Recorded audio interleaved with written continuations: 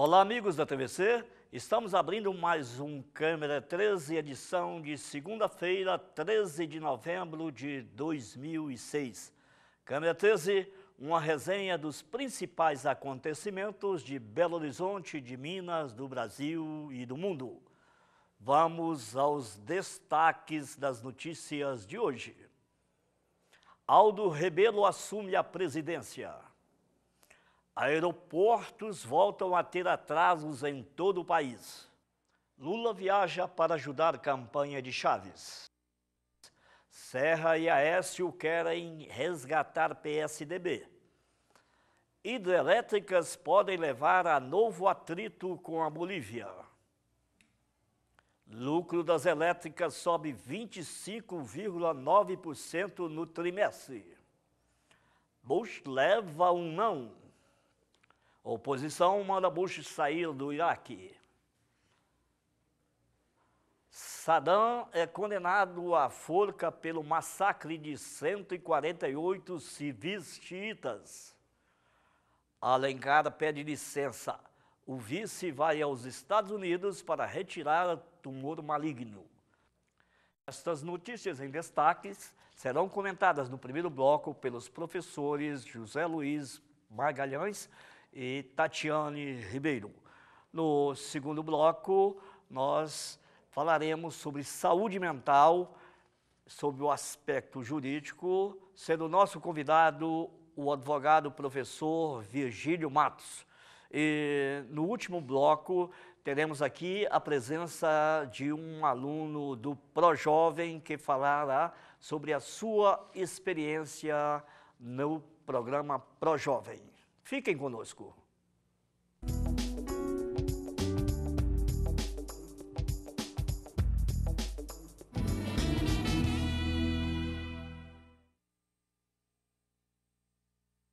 Vamos aos comentários das notícias em destaque de hoje com os professores Tatiana Ribeiro e José Luiz Quadros de Magalhães.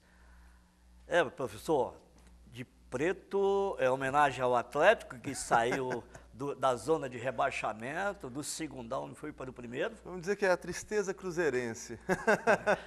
Realmente Cruzeiro vai mal. Cruzeiro dando vexame, mas é desse jeito. Um dia a gente está por cima, outro dia a gente está por baixo. Tatiana, eu pedi licença a vocês para, de início, agradecer a colaboração da Maria Caiafa, que nos substituiu brilhantemente no programa da semana passada. Obrigado, Caiafa. Vamos ao primeiro destaque de hoje. Eu acho que não podia deixar de ser a posse de Aldo Rebelo na presidência da República. Primeira vez que um comunista na América Latina assume a chefia do governo, não é, professor? A primeira vez, vamos dizer, talvez na América do Sul, nós temos o nosso querido comandante Fidel Castro, que é presidente do diretório de governo mais de 40 de Cuba. Anos, isso para a gente passa batido. Mas eu acho que isso é uma grande sinal para o Brasil. A democracia brasileira tem evoluído muito, está amadurecendo. Acho que essas últimas eleições foram muito importantes para o amadurecimento político, né? O povo brasileiro deu um recado muito claro nas urnas. E hoje nós temos, o Aldo Rebelo assumiu ontem às 5 horas da tarde, né?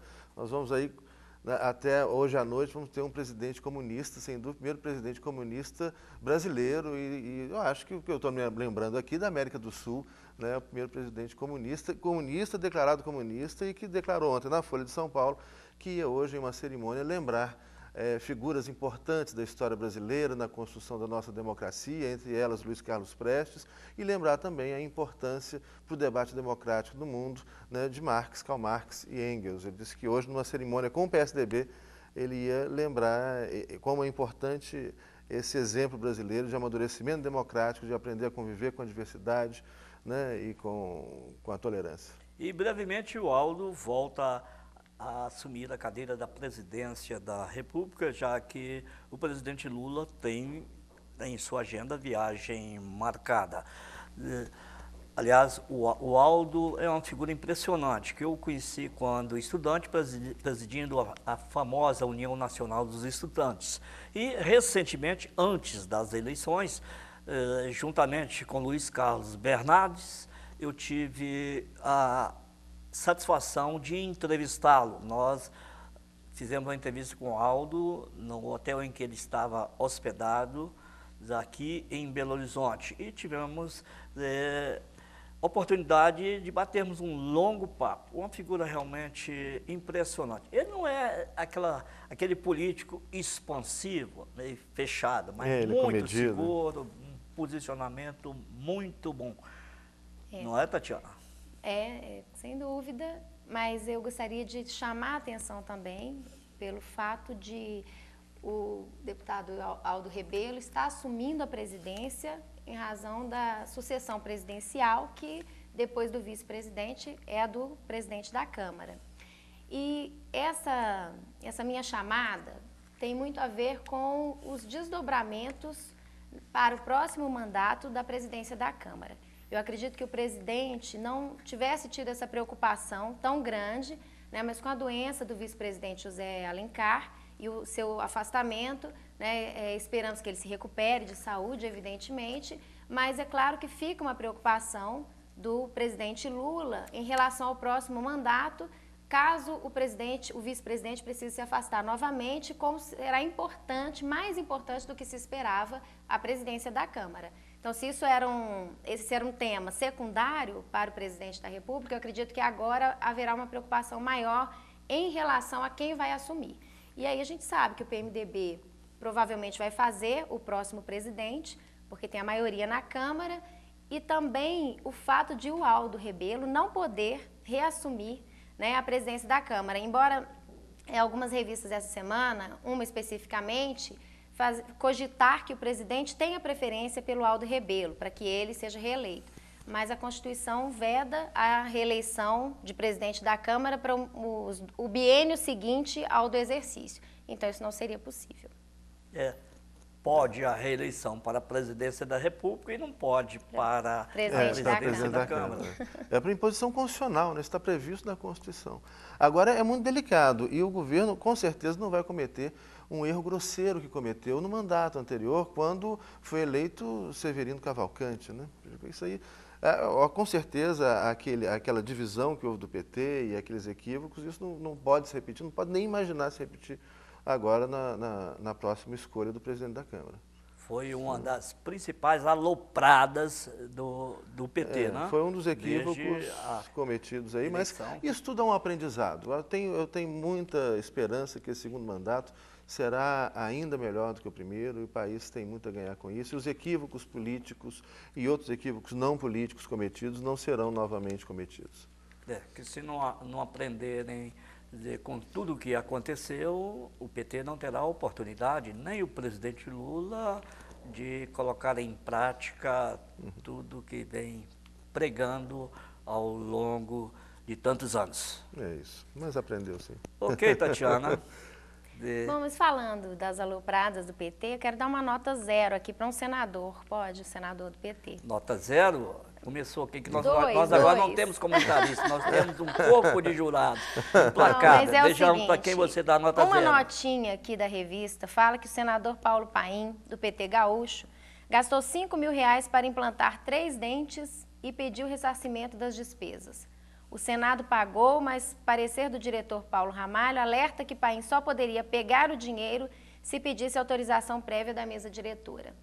E eu quero chamar a atenção para essa nota, até a chamada é Dentes de Sabre, que nós precisamos um pouquinho mais de tradição republicana, né? Saber tratar o dinheiro público, o espaço público como um espaço do povo, um dinheiro do povo. Inclusive, tem uma outra nota que fala que a Câmara vai gastar R$400.000, é uma outra nota 0 para hoje também. Uma nota 0 para a Câmara. R$400.000 para dar de presentinho para os novos deputados eleitos uma maleta tipo 007. De couro.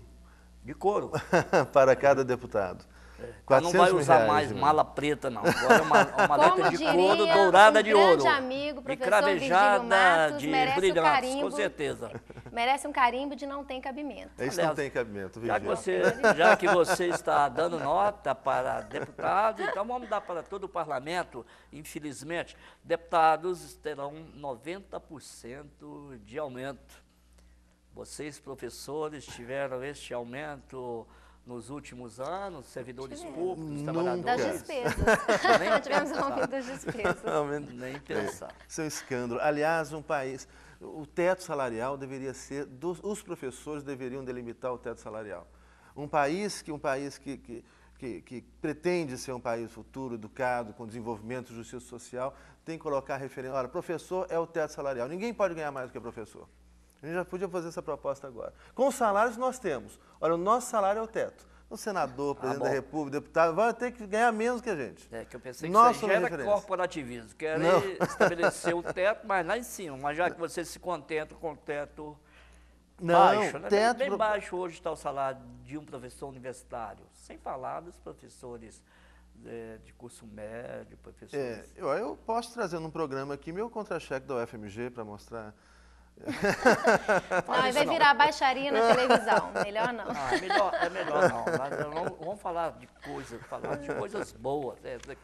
Contra-cheque de professor aqui, com certeza não vai ser nada bonito. O telespectador vai chorar igual. Olha, a respeito dessas notícias aí de fechamento dos aeroportos, atraso de aviões, eu queria lembrar, não sei se foi em um dos programas aqui, que nós utilizamos pela primeira vez a expressão apagão nos aeroportos. Né? Isso depois virou, pegou. Parece que tem gente nos assistindo, né? Da grande mídia, porque essa expressão já se fala agora. Mas não foi só isso, não. Em apagão. Não foi só isso. Teve um programa aqui, comentário das eleições. Reeleição, porque as revistas saíram antes do resultado do segundo turno. E como nós gravamos na segunda-feira, a gente fez um comentário sobre as especulações para o segundo mandato, de ministérios e tudo. E na semana seguinte as revistas saíram. Tudo que nós falamos tá. Aqui acontece estão assistindo isso, né? Câmera 13. Nós estamos comentando as notícias que ainda nem aconteceram, ou pelo menos não foram manchetes. Não saíram na grande mídia ainda. Na grande mídia. E não criamos notícias, olha bem. E essa história do Lula viajar para ajudar na campanha do Chaves, para mim o Lula estava assim meio à esquerda com o Chaves, e o Chaves despontando aí no cenário internacional, como se estivesse querendo fazer sombra, ou efetivamente fazendo sombra ao nosso presidente. Eu acho que é natural que haja, né, uma certa concorrência, às vezes com relação à liderança do Chaves, que é uma grande figura na Venezuela, né, mas o momento que a América Latina está vivendo hoje é um momento muito especial. Nós temos governos democráticos e populares espalhados por toda a América Latina, né, e governos como o caso do Tabaré Vázquez, no Uruguai, que está pisando em ovos, tem os seus problemas internos graves, mas que é uma pessoa que lutou contra a ditadura na Venezuela. O caso do Kirchner, que tem no seu ministério, né, ex-guerrilheiros que lutaram contra a ditadura dos generais na Argentina. O caso da Michelle Bachelet, no Chile, que também foi perseguida, torturada e presa pela ditadura militar no Chile. O caso da Bolívia, da Venezuela, agora a eleição do sandinista na Nicarágua. Enfim, nós temos um momento muito positivo para a América Latina, onde a América Latina começa a tomar novamente as rédeas do seu destino, e acho que é um momento importante para a gente fortalecer a integração da América Latina, fortalecer o Mercosul, incorporar novos países no Mercosul. Parece que agora o Chile já está demandando isso, a Venezuela já entrou. Né? O Chile, eu li ontem também, agora me fugiu o nome do país, tem outro país. Enfim, é um momento de fortalecimento de um projeto latino-americano, né? Um projeto soberano para a América Latina justa e democrática. Eu acho que nós não tivemos outro momento na história tão favorável a trabalhar os projetos, os interesses convergentes na América Latina. Olha, se na América Latina a coisa anda assim, na opinião de vocês, e na minha também, já lá para o norte, coisa não anda boa. pelo menos para os republicanos. Mas melhorou para o mundo. Do Bush? Hã? Melhorou muito para o mundo, tem que falar isso, olha. O Iraque agradece. Aliás, o Iraque foi um dos causadores dessa grande derrota do Bush. Olha, hoje a notícia foi que os opositores já estão querendo tirar as tropas do Iraque. Isso aí vai dar muito pano para manga. E tem uma figura despontando nos Estados Unidos, que é uma descendente de italianos. Está aqui a deputada democrata Nancy Pelosi. Se der para mostrar aí, uma mulher simpática, descendente de italianos, que foi da esquerda de São Francisco, e que agora, obviamente, ela está moderando o discurso, mas ela é uma figura importante que aparece até como um dos possíveis sucessores, uma dos possíveis sucessores do Bush para presidente da República daqui a 2 anos. Ela é presidente do Congresso americano, e é quem vai negociar diretamente com Bush, e um Congresso agora que está nas mãos dos democratas, que tem maioria de deputados e maioria de senadores. Eu quero corrigir minha pronúncia, aprendi agora com o professor Zé Luiz, que é Bush a pronúncia. Não é? Então, retificando, para mim é Bucho. Não que eu seja, não que eu seja anti-americano, sou anti-Bush declarado. Anti-Bush declarado. Que isso é meio avento. Ele está chorando, tadinho lá. Capa da carta. A capa da carta capital da semana. As mulheres continuam suplantando aí os homens. Então, e os Estados Unidos é hoje um país cada vez mais relevante. Sim. E hoje os Estados Unidos é um país dividido de maneira radical. Você tem na costa leste, na costa oeste, na fronteira com o Canadá, os Estados Unidos, do ponto de vista moral, bem mais liberal, que é os Estados Unidos democrata. Mais democrático, extremamente liberal do ponto de vista moral, que vem trazendo debates como a questão do casamento gay, como a questão da eutanásia, como a questão do aborto, e uns Estados Unidos fundamentalista, extremamente conservador, que é os Estados Unidos, as pequenas cidades do sul dos Estados Unidos, que é o eleitor do Bush. É um país que já nasceu dividido, vem com essa divisão, a Guerra da Secessão.